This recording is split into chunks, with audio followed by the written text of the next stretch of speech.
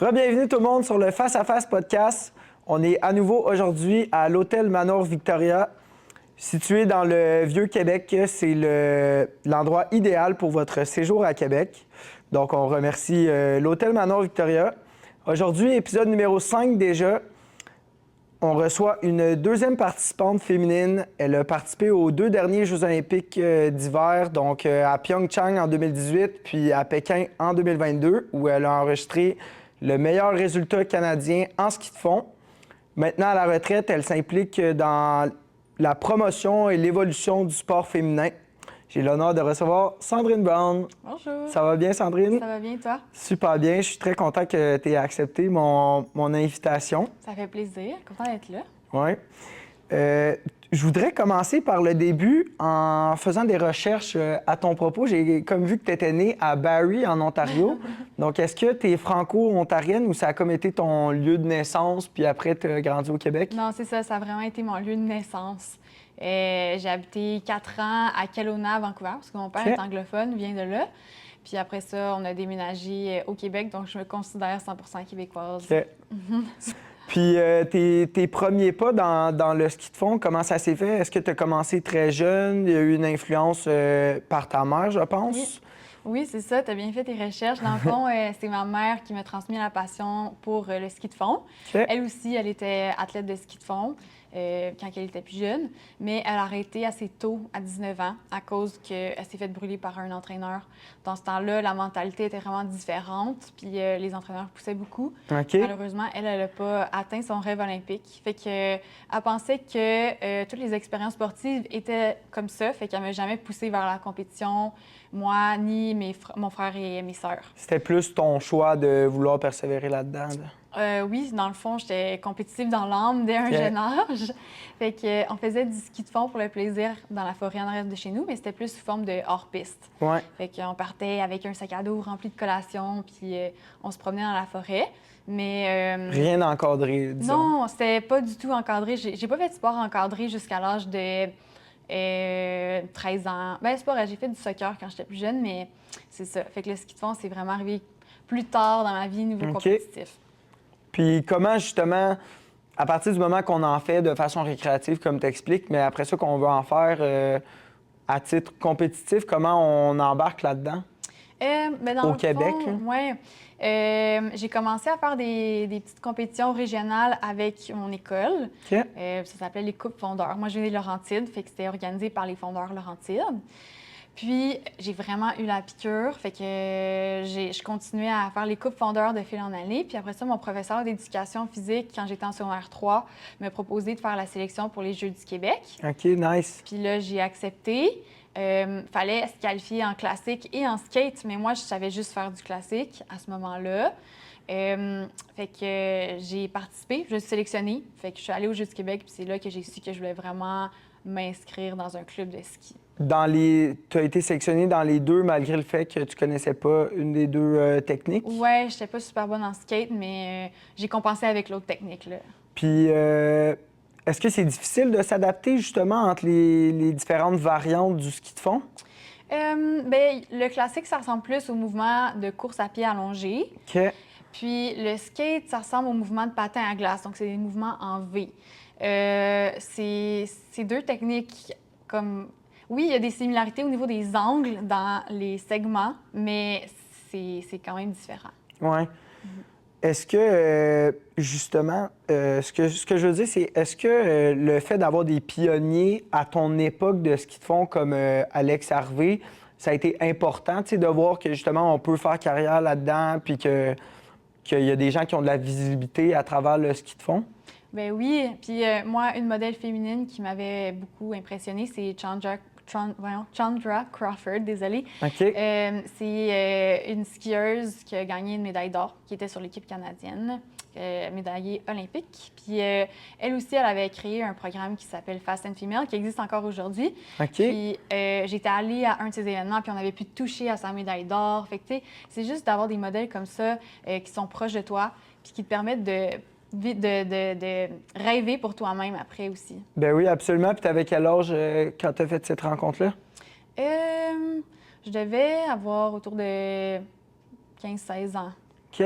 Ouais, fait qu'à un moment où tu sais, tu vois cette personne-là, tu as comme des étoiles dans les yeux, puis OK, c'est cool. Puis, où je m'en allais avec ça? Bien, évidemment, Alex Harvey aussi a beaucoup impacté ma Ouais, c'est ça. Ben moi, j'ai nommé lui parce que c'est lui qui m'est venu en tête puis qui est comme, je pense, la référence au Québec. Là. Je suis pas non plus un expert en ski de fond, je dois t'avouer, mais je suis content d'en apprendre aujourd'hui, justement. Oui, bien, dans le fond, Alex a été mon coéquipier pendant plusieurs années. Ouais. Mais au début, quand j'ai déménagé au Mont-Saint-Anne pour faire partie du Centre national, je suis arrivée avec ma photo que j'avais prise avec Alex Harvey. Puis là, ben, les filles dans l'équipe m'ont dit « T'as pas besoin de ça ici, on le voit tous les jours. » Fait que là, j'étais comme « Ah, OK. » Ah, c'est drôle, ça. Puis est-ce que tu lui as fait signer ou... Non, non, je suis OK. trop gênée à ce moment-là. Ouais, ça fait trop groupie sinon. C'est ça. Puis, fait que tu dis le Centre national, c'est au Mont-Saint-Anne? Oui, le centre, OK. bien, il y a plusieurs centres nationaux au pays. Il y en a un au Mont-Saint-Anne, un à Kenmore, en Alberta, puis un à Thunder Bay, en Ontario. Fait que j'imagine, selon la région de l'athlète, c'est un peu ça qui influence le choix Exact. du Centre Ou national. aussi les coéquipiers. Des fois, tu peux déménager de ta propre région pour aller retrouver des coéquipiers, coéquipières Ouais. qui sont plus de ton niveau. Est-ce que c'est quelque chose que tu as fait ou tu es tout le temps resté Non, moi, au je suis restée Mont-Saint-Anne? au Mont-Saint-Anne. OK. Ah, c'est cool, ça. Puis, les Olympiques, comment tu as vécu ça? Tu sais, la préparation, tu étais quand même jeune aussi quand tu as participé. Tu sais, tout ce qui entoure ça, le cycle olympique, de passer à travers les Coupes du monde, finalement de voir que tu as des chances d'y aller, après ça, d'être sur place. Oui, c'est tout qu'un processus, c'est assez gros. C'est sûr qu'en ayant commencé par les Coupes du monde, ça me donnait un petit aperçu de où est-ce que je me situais au niveau mondial, puis contre qui je compétitionnais. Fait qu'une fois arrivée aux Olympiques à 24 ans, c'était un peu moins impressionnant, dans le sens que j'avais déjà coursé sur la scène internationale. Ouais. C'est sûr que les Olympiques, c'est comme une coche de plus. Tu es vraiment c'est une la totale, star là. pendant 3 semaines. Les yeux du monde entier sont rivés sur toi. Il y a des entrevues, il y a des activités, il y a comme tellement de choses qui se passent. Fait que c'est d'être capable de bien gérer les distractions parce qu'il y en a beaucoup. Puis de se concentrer sur, dans le fond, son événement, ses courses. Pourquoi tu es là à la base. Mais c'est ça, mes premiers jeux, j'avais 24 ans. Puis ma famille, mon copain était là aussi, fait que... Ça enlève un stress? Ben oui, c'était le fun de les avoir avec moi pour vivre ce rêve-là. C'était dur de les voir, par contre, parce que comment ça fonctionne, c'est que tu es dans une bulle olympique qui est comme protégée, gardée. Le village? Le village. Puis, il n'y a personne qui a le droit de rentrer dans le village qui n'est pas accrédité. OK, c'est intéressant. Tout ce qui est parents, famille, amis doivent rester à l'extérieur du village olympique. Puis si toi, tu veux aller les voir, tu dois sortir de la bulle pour... Fait que c'est juste, mettons, médias, les athlètes, bénévoles. Il n'y a pas de médias. OK, qui sont autorisés dans la bulle non plus. Fait que c'est juste, ça. mettons, le staff, puis les athlètes. Que vous aimez ça, les athlètes? Comment tu dirais que tu vivais ça, toi, tu sais, d'être justement autant sollicité, alors que toi, ton but d'être aux Olympiques, c'est comme d'être focus sur ce qui s'en vient, puis d'espérer performer au meilleur de tes capacités?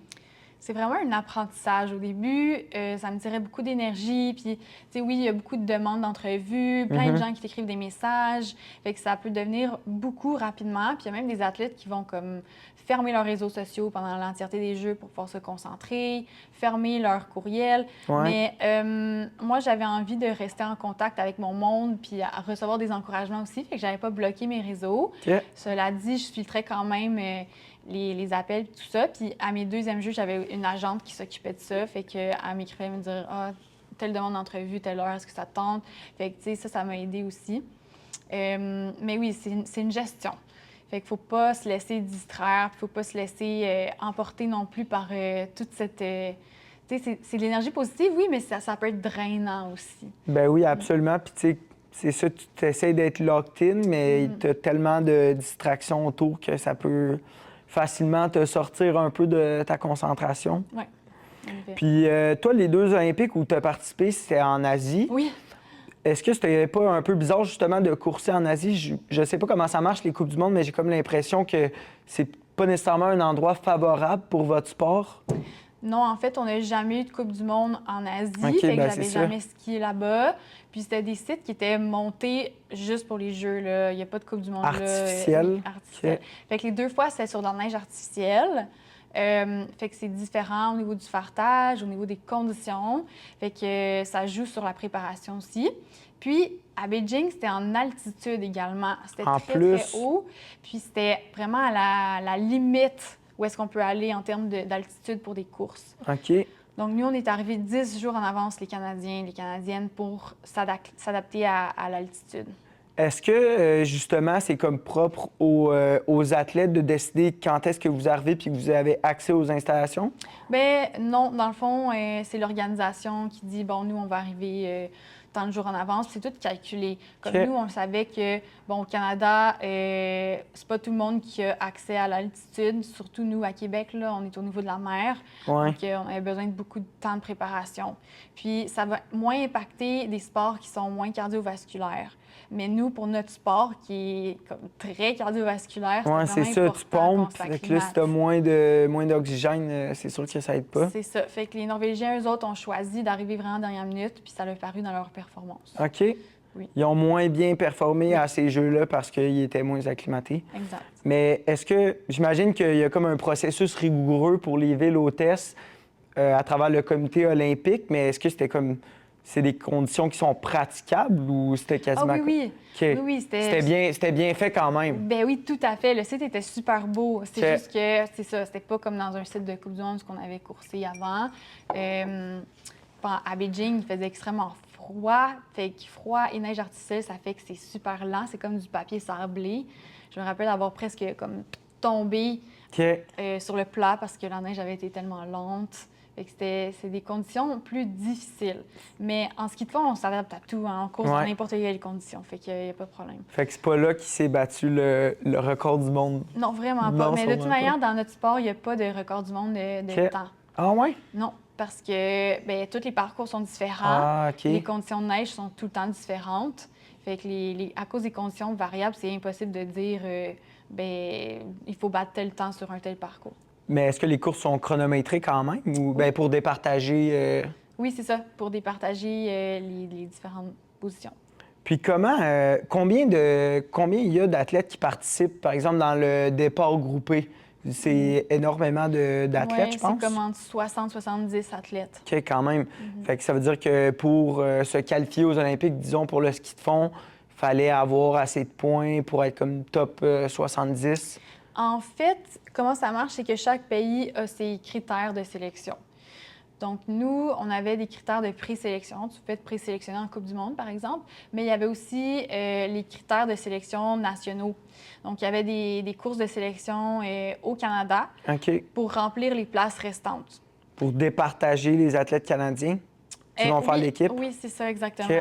Puis, il y a aussi un certain nombre de places attribuées à chaque pays. Fait que nous, au dernier jeu, on avait 6 places quota pour les filles, 5 pour les gars. C'est quand même beaucoup.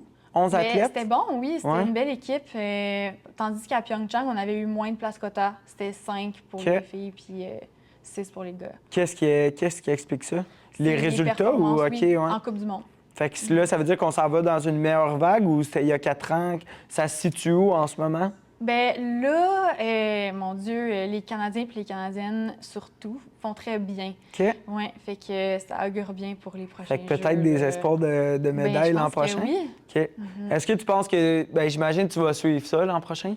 Ben oui. T'es pas comme... t'as pas mis le sport de côté non, pas du tout. Après ta carrière. Est-ce que tu le pratiques encore? Ben oui. Ouais? Presque à tous les jours pendant l'hiver. OK, quand même, c'est cool ça. Oui. Puis là, sans pression.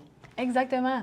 Fait que je sors, j'ai pas de montre, je suis pas sur Strava, je vais juste sortir pour le plaisir quand je veux, la longueur de temps que je veux. C'est bien ça, je pense, après avoir vécu dans un environnement quand même, justement, comme je viens de dire, là, de pression pendant tant d'années, de pouvoir enlever toute cette partie-là puis de retrouver la beauté naturelle puis le plaisir du sport. Je pense que c'est cool parce que il y a beaucoup de gens, on entend, après leur carrière, ils font comme un peu une écœurantite aiguë de leur sport, puis ils le mettent complètement de côté. Parce que souvent, le cas chez les joueurs de basket, là, je pense qu'une fois qu'ils arrêtent, ils sont juste plus capables de toucher une balle de basket, puis ils mettent ça complètement de côté. Non, c'est ça.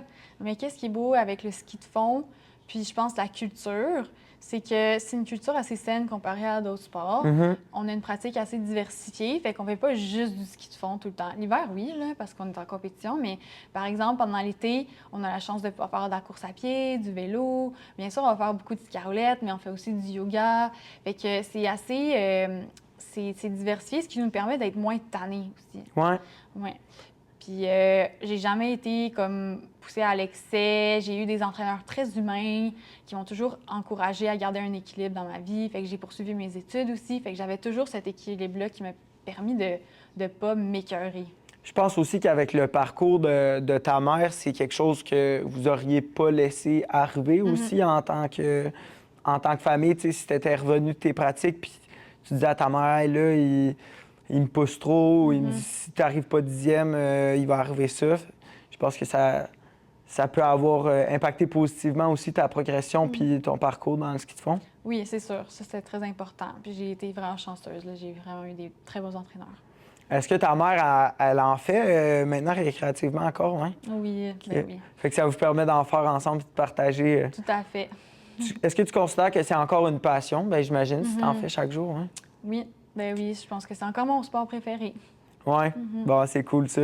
Puis ben là, on le disait en entrée de jeu, depuis ton après-carrière là, qui s'est passée après les derniers Olympiques, tu t'es impliqué dans beaucoup de causes, dont j'avais lu Féminaction, que tu as parti avec ta coéquipière Laura Leclerc, c'est bien ça? C'est ça. Est-ce que tu veux m'expliquer un peu quel était le but puis comment vous est venue l'idée? Oui, bien dans le fond, Laura et moi, on a trouvé qu'il y avait vraiment un enjeu au niveau du sport féminin, du ski de fond féminin plus précisément. Là, c'est un enjeu qui impacte tous les sports, mais nous, on s'est concentré sur notre sport. On a remarqué que plus on avançait en âge, moins il y avait de filles sur la ligne de départ. OK. Puis on a voulu remédier à la situation. Vers la fin de notre carrière, on a décidé de créer le programme Féminaction, qui existe encore aujourd'hui. Ça fait 5 ans que ça existe. Puis Féminaction, l'objectif, c'est d'encourager les filles à rester dans le milieu du sport. Puis on le fait à travers des camps d'entraînement, des visites en région, puis un autre volet qu'on a qui s'appelle Valorisation de la profession d'entraîneur.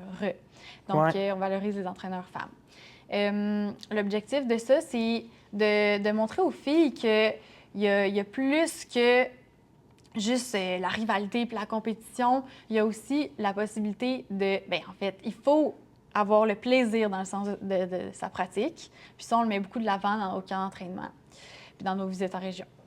Fait que c'est comme si, dans le sens que, par exemple, à 20-25 ans, il y a beaucoup d'athlètes dans le sport du ski de fond. Puis après ça, s'ils n'arrivent pas, par exemple, à atteindre des objectifs de performance, après ça, ils font juste délaisser le sport? En fait, on remarque vraiment une diminution des participantes entre 14 et 17 ans. OK. Oui. Fait quand même très jeune. À l'adolescence, c'est ça. À l'adolescence, il y a beaucoup de choses qui se passent, dont les changements corporels. Ouais. Il y a tout l'aspect comme sentiment d'appartenance. On veut appartenir à un groupe d'amis. Fait que si nos amis ne sont pas dans le ski, on va lâcher. Si nos amis ont quitté le ski, on va lâcher. Il y a toutes les barrières au niveau de l'expérience sportive. Donc, est-ce que c'est peut-être un entraîneur qui est nocif, trop raide ou nocif, okay. qui est toxique? Est-ce que j'ai accès à la même attention que les garçons aussi? Ouais. Est-ce que j'ai assez de place pour être moi-même dans les pratiques où je me sens constamment observée par, justement, les garçons? Fait que, tu sais, il y a plein de facteurs qui jouent sur cette période-là qui est extrêmement sensible.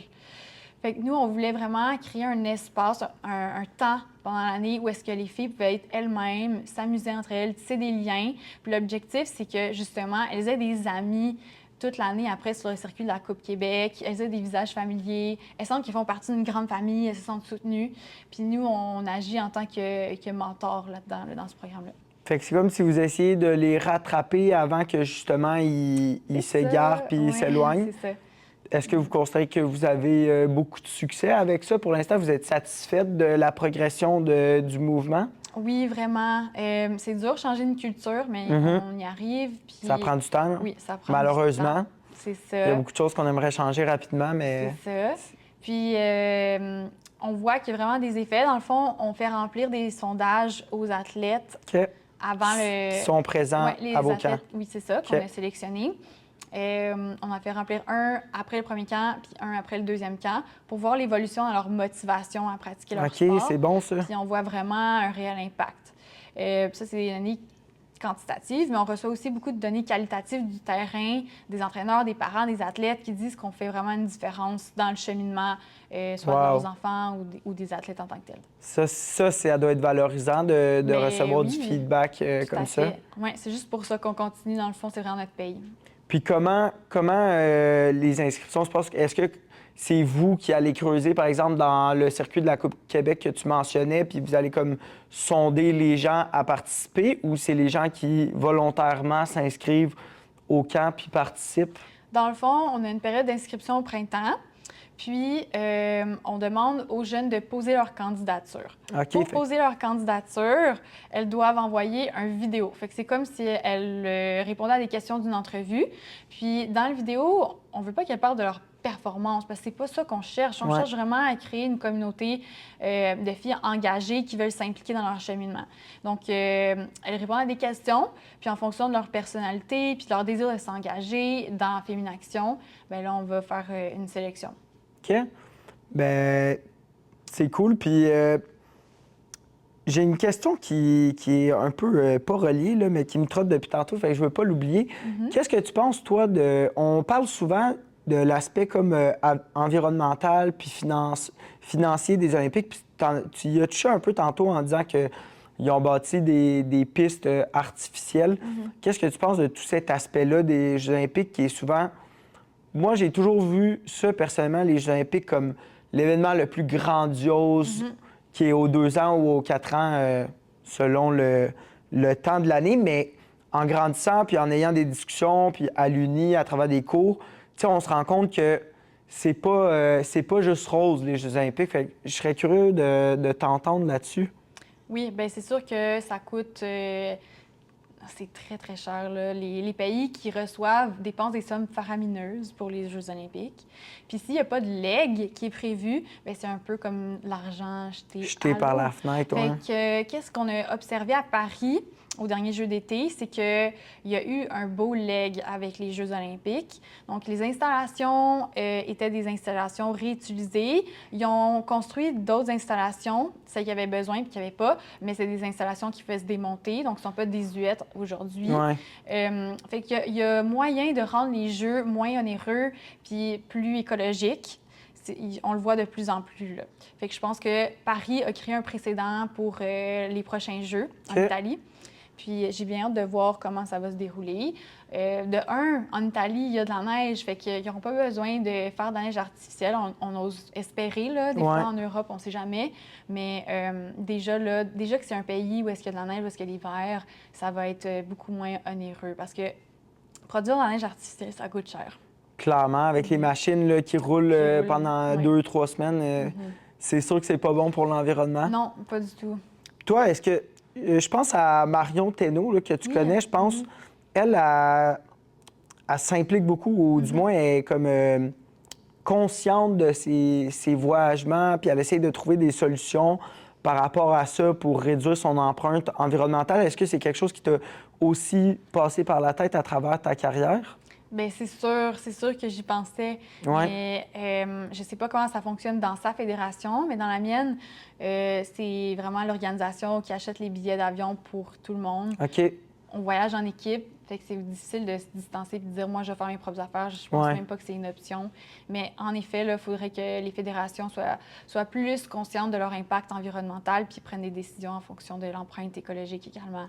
Mais je pense pas qu'on est rendu là, pour être honnête. Ah ouais, hein? Oui, parce que c'est tellement cher le sport amateur de haut niveau que c'est plus... les fédérations ont plus regardé où est-ce qu'on peut couper des coûts dans les billets d'avion. Fait qu'ils vont pas nécessairement comme regarder où est-ce qu'ils peuvent couper dans leur empreinte écologique. Mais tu sais aussi, je sais pas vous, mais j'ai l'impression que vos courses, vos compétitions, c'était pas mal tout en Europe. Oui, heureusement, là. Fait qu'est-ce que justement le calendrier faisait en sorte qu'une fois que vous partez en Coupe du Monde, vous êtes comme en Europe, dans différents pays pour tout l'hiver, ou à chaque fois que vous avez une course, vous reveniez au Québec, vous repartiez? Non. OK. Non, on restait là. Bon, ça au moins, parce que si tu prends l'avion, je sais pas, 3-4 fois dans l'hiver, mais que tu passes 3 mois là-bas, c'est mieux que... Mais par exemple, justement, Marion, je sais que, oui, ils vont en Europe, mais tu sais, après ça, ils ont justement Lac-Beauport. Je sais qu'ils vont dans l'État de Utah. Fait que, tu sais, ça veut dire qu'ils font Europe, États-Unis. OK, ouais, nous, c'est un peu mieux organisé que ça. Ouais. Fait que dans le fond, ça commence souvent en Scandinavie, après ça, on descend dans l'Europe, puis on reste souvent comme Europe de l'Est dans ce coin-là. Puis malheureusement, on a rarement des courses en Amérique du Nord. Ah ouais, ça, je me demandais. Dommage, mais c'est comme ça que ça fonctionne pour l'instant. Fait que, est-ce que tu en as déjà eu ou jamais? Ouais? Oui, j'en ai déjà eu. C'était où? Au Mont-Tremblant? C'était ici, Ici, à Québec? Oui, il y en a eu sur les plaines d'Abraham. C'était vraiment impressionnant. Je pense que les Européens ont adoré l'ambiance qui ressemblait quasiment à une ambiance de Norvège. Il y avait tellement de monde. OK. Oui. Il y en a eu en Alberta. Il y en a eu... il y a eu un tour du Canada de Coupe du Monde. Ouais. Fait qu'il y en a eu à Gatineau, Montréal. Fait qu'on a fait plusieurs endroits avec... Fait que c'était vraiment des courses qui faisaient partie du championnat du monde cette année-là. Coupe du monde. Coupe du monde, OK. Oui, ouais. c'est très mélangeant, là, mais Coupe du monde, championnat du monde, olympique. OK. C'est tous des événements. Qu'est-ce qui différencie, mettons, championnat du monde de Coupe du monde? Championnat du monde, c'est comme des mini-olympiques. C'est un peu le même principe, mais c'est juste avec le ski. OK. C'est pas tous les sports mélangés. OK, je comprends. Puis, ben c'est drôle quand même que tu dises que la course à Québec, il y avait tellement de monde, mais en même temps qu'on dit que c'est un sport qui est peut-être moins populaire, ou du moins qu'il l'était peut-être un peu moins dans le temps où tu en faisais. Tu sais, les gens ils ont répondu présent finalement, mais... Oui. Bien, c'est sûr qu'Alex Arbet attirait beaucoup de gens. Là. C'était vraiment le fun de voir un Canadien en début de peloton puis se battre pour des médailles. Fait que je pense que ça a attiré beaucoup de gens. Puis, ben, c'est fun d'avoir des événements sportifs à Québec. Clairement, je pense que les gens sont très passionnés de sport ici. Mais oui, tout à fait. Puis la preuve, l'an dernier, Québec était la 2e ville la plus active au Canada. Okay, je pense qu'en juin, c'est comme le mois où ils compilent les statistiques. Donc là, on va savoir bientôt, mais Québec faisait des gros efforts pour surpasser la ville. La ville qui a terminé première, je ne sais pas, je pense que c'était en Colombie-Britannique, là, si je me rappelle. Okay. Mais fait que là, ils espéraient cette année tomber la ville la plus active au Canada. C'est cool, hein, quand même? C'est vraiment fait que ça montre que, tu sais, les gens sont très actifs. Puis moi, je le vois, je suis nouveau à Québec, mais je trouve ça fou. Dès qu'il y a un rayon de soleil ou même quand il fait pas beau, il y a tout le temps du monde sur les pistes cyclables, en train de courir, en train de faire du vélo, en train de nager au bassin de Louis. Fait que c'est vraiment beau à voir. Puis je pense que ça encourage, ça incite d'autres gens à faire du sport aussi.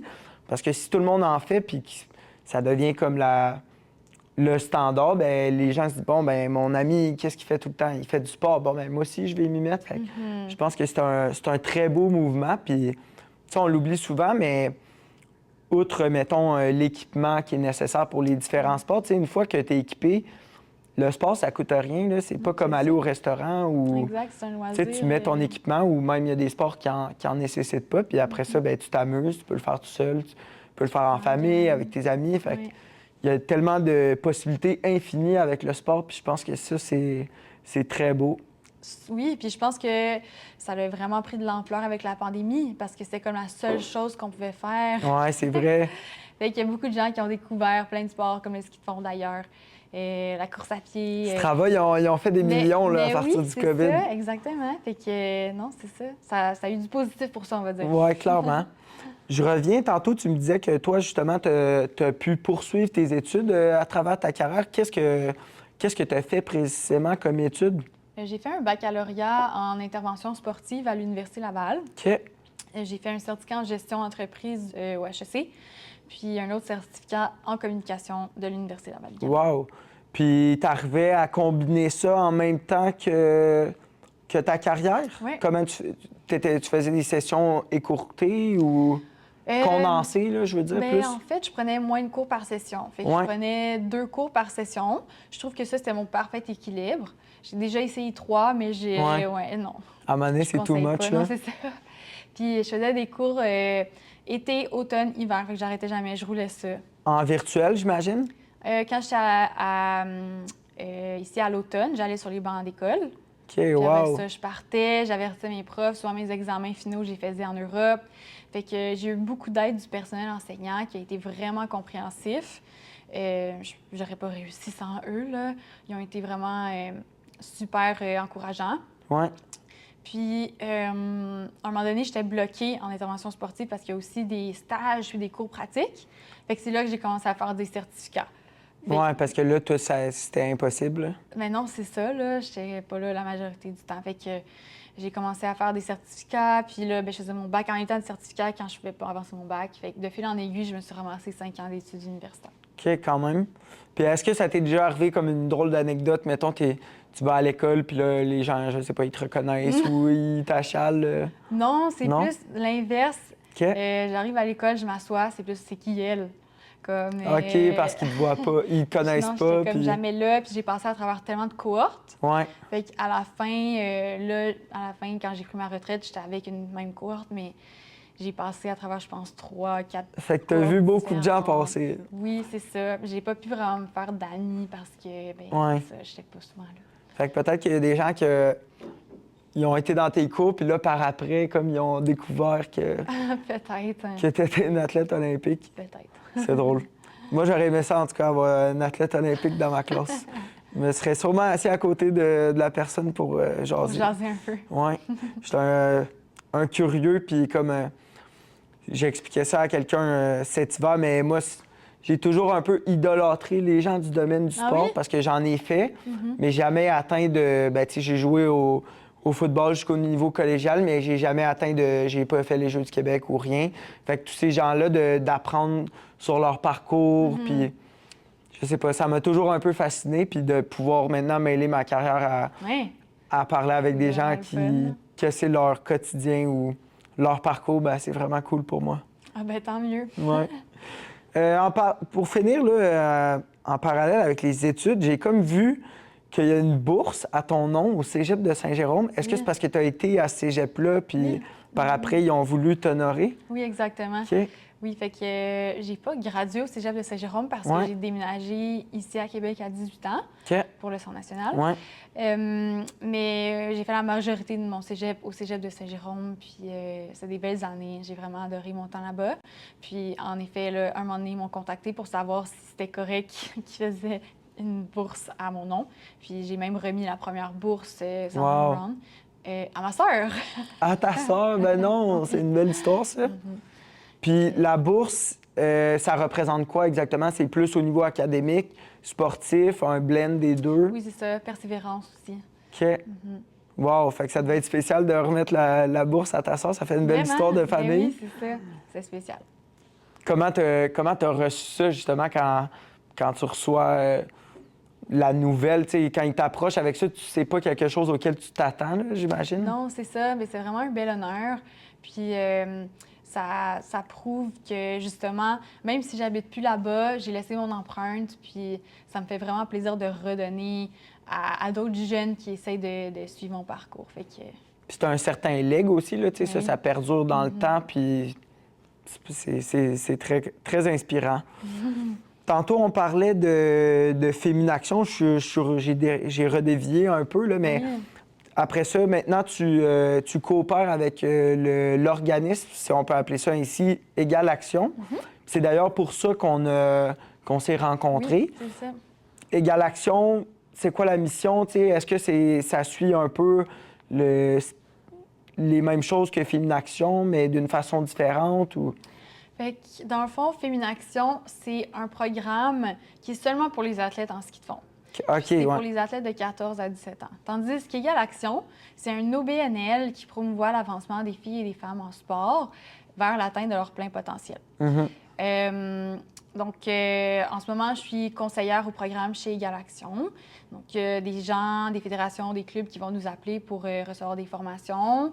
Donc, on donne des formations en milieu haute, mais nous-mêmes, on donne aussi des formations. On a une série de formations au printemps et une autre à l'automne.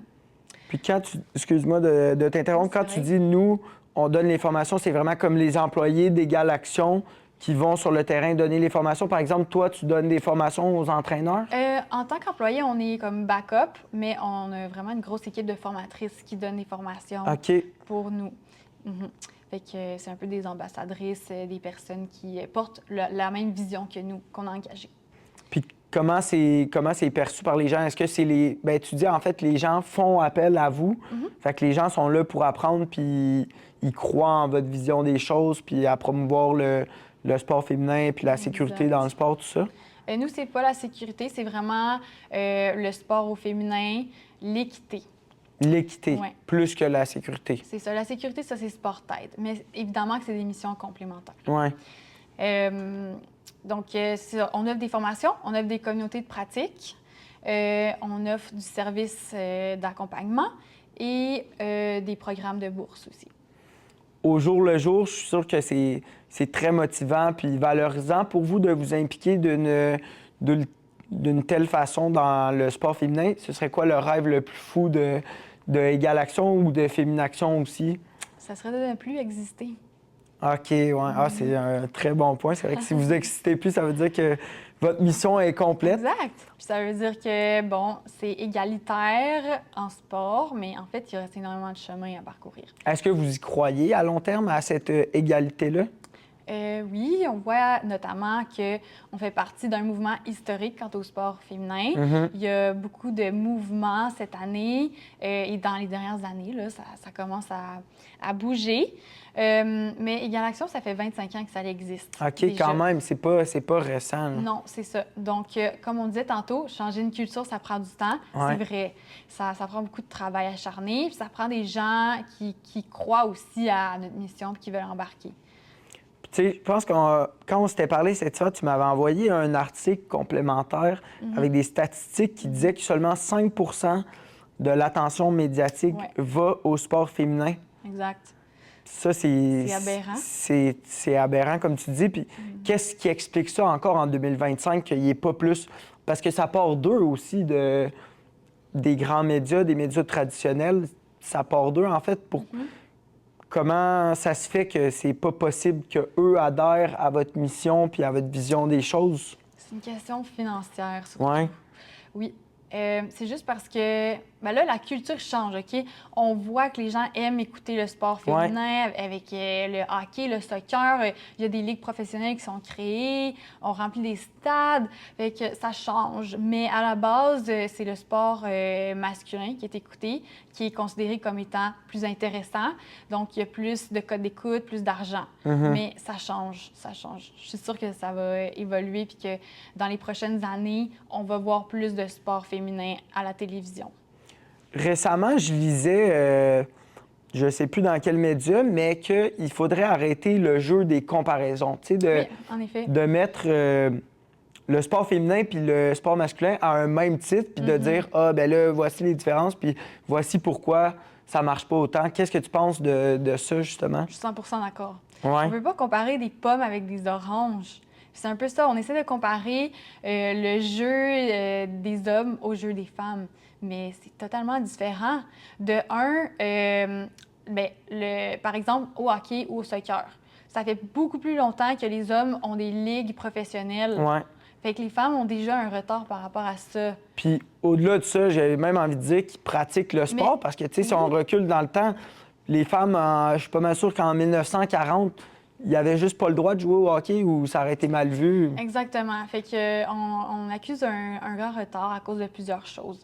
Fait que, tu sais, si je continue sur mon point de tantôt, les hommes sont payés beaucoup plus. Est-ce qu'ils ont besoin d'un deuxième emploi pour subvenir à leurs besoins quand ils jouent professionnel? Non, c'est ça. Tandis que les femmes, bien, eux autres, ils gagnent beaucoup moins même s'ils jouent professionnel. Fait qu'avant d'être professionnelle, elles devaient faire 2-3 emplois pour avoir assez de sous. En même temps de s'entraîner. En même temps que s'entraîner. Est-ce que tu penses qu'ils ont du retard à cause Puis de aller ça? à l'école. Bien, Puis... c'est ça. Fait que c'est pas juste. On peut pas comparer les deux ensemble. C'est juste totalement différent. Il faut leur laisser la chance. Est-ce que vous, justement, à Égal Action ou Féminaction, vous faites face à des défis de ce genre où, je sais pas, parfois vous vous déplacez ou vous parlez à des gens, puis vous essayez d'exprimer votre vision des choses ou des démarches, puis vous faites face à des... Des réticences? Ouais. Ben oui, c'est sûr.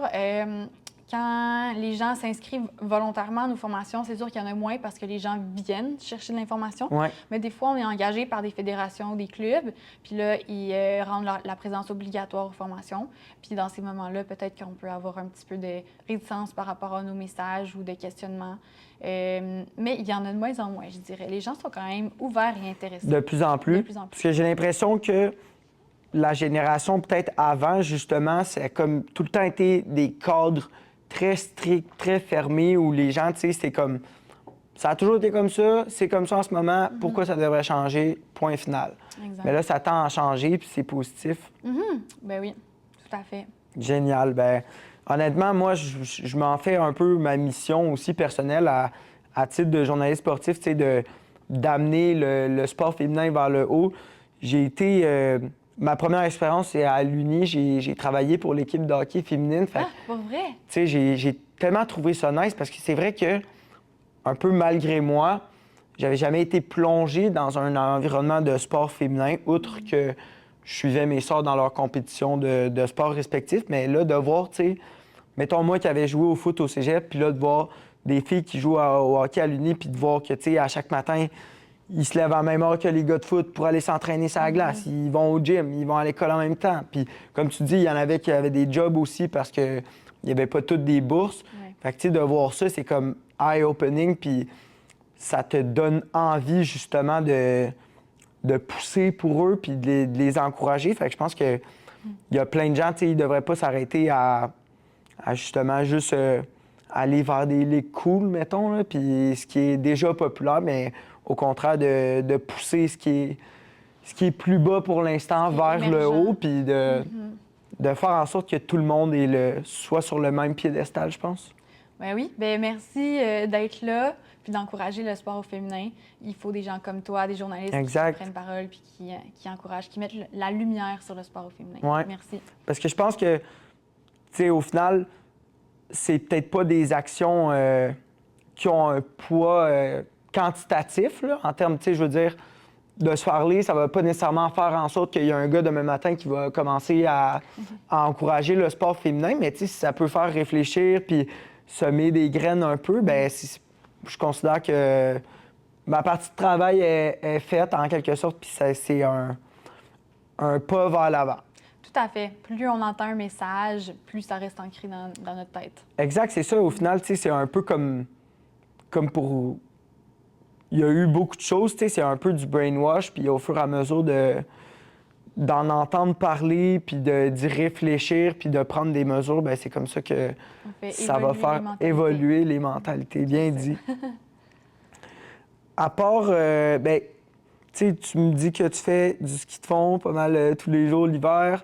Tu t'impliques avec Égal Action. Ça ressemble à quoi une vie de retraité olympique après carrière? Ben ça a été dur, pour vrai. Là. Ouais.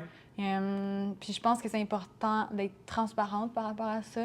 Parce que je pense que les athlètes en parlent de plus en plus, mais c'est dur la transition. Fait que dans le sens de vivre ses émotions pleinement puis d'en parler ouvertement? Ben oui, parce que je veux pas que les gens se sentent seuls dans ce qu'ils vivent, puis de montrer que c'est normal, puis que oui, c'est dur, puis ça va prendre du temps. Mais c'est ça, moi, ça fait 3 ans, un peu plus de 3 ans que je suis retraitée, puis je trouve encore ça difficile. Fait que c'est comme si ta vie changeait du jour au lendemain, puis que tu n'avais plus nécessairement de repères, d'objectifs. Tout ton réseau est différent. Tu l'as perdu, il faut que tu t'en crées un autre. Fait que c'est plein d'adaptations. Il faut que tu te crées des nouveaux repères, il faut que tu te crées comme des nouveaux objectifs. Il faut que tu explores un peu qui t'es à l'extérieur du sport. Même si j'avais une vie équilibrée en tant qu'athlète, reste que, mon Dieu, la vie normale, c'est bien différent. Est-ce que tu as déjà envisagé faire un retour depuis ta retraite? Bien, au début, je regrettais quasiment parce que j'étais comme, mais là, maintenant, quoi? Puis, mais je pense que c'était un peu la panique parce que je savais plus où me diriger. Mais non, j'avais aussi envie de vivre la vie normale. Vers la fin de ma carrière, c'était un souhait que j'avais hâte. C'est ça qui a motivé ta décision? C'était pas, tu te sentais plus à la hauteur, mettons, de non, parce niveau que je performance? continuais de m'améliorer, en fait. Okay. Ouais. Mais j'avais envie de faire qu'est-ce que je voulais quand je voulais. Mais on se rend compte que dans la vraie vie, tu peux pas vraiment faire ça. Moi, c'est rare qu'on fait ça à moins d'être millionnaire. Puis Non, même là, ça. ça vient souvent avec des responsabilités. Hein? Puis j'ai beaucoup d'anxiété, moi, comme athlète. Fait que j'avais envie de laisser la pression retomber. Puis mon corps aussi était usé. Fait que toutes ces petites choses-là m'ont amenée à prendre ma retraite. Puis je regrette pas aujourd'hui parce que déjà que à 28 ans, j'avais pas terminé mes études. J'ai dû terminer ça. Ensuite, j'avais aucune expérience de travail à proprement parler. L'expérience que j'ai est totalement valide, mais différente. Fait que c'est comment je peux transférer mes compétences que j'ai acquises en tant qu'athlète à la sphère du travail. Du milieu de travail. Oui. Puis, c'est ça, il faut faire de l'argent aussi dans la vie pour espérer prendre éventuellement, oui, c'est une bonne idée. Fait que oui, c'est ça. Fait qu'il y avait toutes ces choses-là que j'avais hâte de faire aussi, là. Puis à partir du moment où tu annonces ta retraite, puis tu accroches tes skis, ça prend quoi? Est-ce que tu te laisses un temps? Est-ce que tu pars en voyage? Tu passes un mois enfermé avec ta famille? Comment ça s'est passé les premiers instants? Oui, j'ai pris 2 mois sans rien, sans engagement. Où est-ce que je pouvais faire qu'est-ce que je voulais quand je voulais, comme j'espérais. Puis j'étais comme « Wow, c'est incroyable la retraite! » Mais après ça... ça n'a pas duré longtemps. Non, ça n'a pas duré longtemps. J'ai été engagée chez Ski de Fond Québec. Ça a été ma première expérience de travail. Puis finalement, en étant chez Ski de Fond Québec, je poursuivais mes études, mais là, ça va beaucoup trop. Too much. Fait que j'ai décidé de me concentrer sur mes études. J'ai terminé ça. Puis ensuite, j'ai été engagée chez Égal Action. Comment tu dirais où se situe le ski de fond, la situation du ski de fond au Québec? Est-ce que c'est un sport... Bien, tu le disais tantôt, qui gagne en popularité, mais est-ce que cette popularité-là se transfère au niveau professionnel, même voire amateur, ou c'est juste qu'il y a plus de monde qui le pratique, mais ça reste un sport qui est peu pratiqué de façon compétitive? Faudrait que je regarde les chiffres au niveau des inscriptions, mais je pense que il y a eu plus d'inscriptions dans les dernières années, ça augmente tranquillement. Mais je pense que c'est comme tu dis, c'est surtout devenu un loisir pour la population générale qui n'ira pas nécessairement vers la compétition de haut niveau. Mais je pense que, tu sais, on voit dans les clubs, il y a des grands groupes d'enfants qui en font, c'est tellement beau à voir là, quand ils partent dans la piste, tout le monde ensemble. Fait que je pense que plus on est capable, comme je te disais à l'entrevue pour Le Soleil, plus on est capable d'avoir un grand bassin de jeunes qui font du sport puis qui aiment ça surtout, qui aiment ça faire ce qu'ils font, plus on va avoir de personnes qui vont faire du haut niveau plus tard. Parce que c'est pas tout le monde qui a envie de se développer à ce niveau-là non plus. Il faut que ça soit un choix. Non, puis je pense que, tu sais, malheureusement, n'importe quel athlète rêve un jour d'être la personne qui marque le but gagnant en finale ou qui traverse le premier, la ligne c'est un faible pourcentage. Aux Olympiques, mais c'est ça, c'est un infime pourcentage de gens qui atteignent ça. Fait que je pense que c'est important aussi de revoir les objectifs.